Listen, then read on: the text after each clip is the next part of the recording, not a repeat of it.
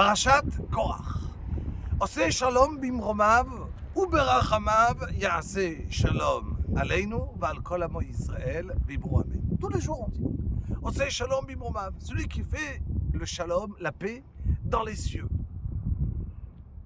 Pourquoi dans les cieux il y a des marloquettes dans le ciel? Il y a une marloquette. De quoi on parle? Oui, ya'aseh shalom aleinu. Vous savez très bien que le ciel, il a été créé par du feu et de l'eau. Hachem, il a pris du feu et de l'eau. Sham maim, esh ou maim. Hachem, il a pris du feu. Hachem, il a pris de l'eau. Il les a mélangés ensemble. Avec ça, c'est créé le ciel. On peut dire, mais comment c'est possible? Le ciel, et l'eau et le feu ne vont pas ensemble. Mais voilà que Akadosh Baruch Hu, il a fait le shalom. Osei shalom bibromav. Pour pouvoir faire le ciel, il a fait le shalom entre deux entités qui ne peuvent pas cohabiter ensemble. L'eau et le feu.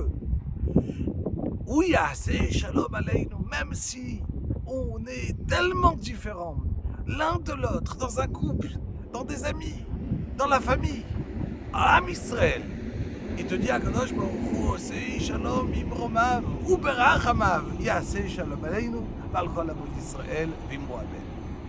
La parasha de Korach, parle de cette grande marloquette qu'il y a eu, que quand on va dire une marloquette qui est la Shem Shamaim, on va dire Bet Shammai ou Bet Hillel, car Bet Hillel et Bet Shammai.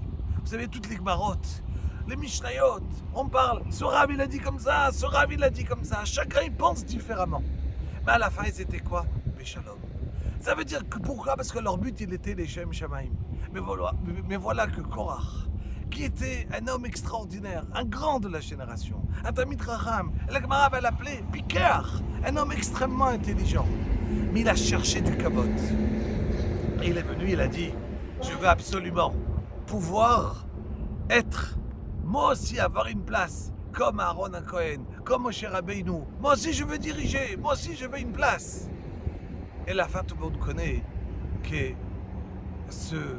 sa fin était qu'il a été englouti dans le Midbar. Et voilà qu'il est toujours dedans, dans ce désert, en train de crier dans le Midbar. Moshe Emet, Vetorato Emet. Alors, on sait très bien que le Korach, qui était un homme tellement important, tellement intelligent, comment il a réussi à venir et attirer tellement de personnes avec lui? Dire que c'est une personne qui est intelligente. Et même lui, il était avec Datan et Aviram. Mais il y avait 250 personnes avec lui. Comment il a réussi à les attirer contre Moshe Rabbeinu? Comme Moshe Rabbeinu, aux yeux d'Akadosh Baruch Hu, il va témoigner sur lui, Ne'eman Bechol Beti. Moshe Rabbeinu, c'est le plus grand. Il dit Srazal, la koach de la Leïtzanout. Venir et donner des blagues. Il venait, il prenait. Il dit, vous savez, moi je suis Lévi. Il est venu, il a écrit dans la Torah qu'un Lévi, à un certain moment, il devait se raser de tête en bas. Même les sourcils, les cils, de partout. Et là, Hanif, il est venu, il a montré, il a commencé à se raser devant tout le monde. Il a montré, regardez comment Moshe Rabbeinu, qu'est-ce que la Torah, elle nous demande? Et voilà que Moshe Rabbeinu, quand il a vu cette marloquette, il est tombé à terre. Il s'est dit, oi, qu'est-ce qu'on va faire? Car la marloquette, Rabotai, ça brûle. Quand il y a une marloquette dans le klal Israël, alors, même si on a raison, ça brûle. La Gemara raconte qu'il y avait Rav Rechoumi,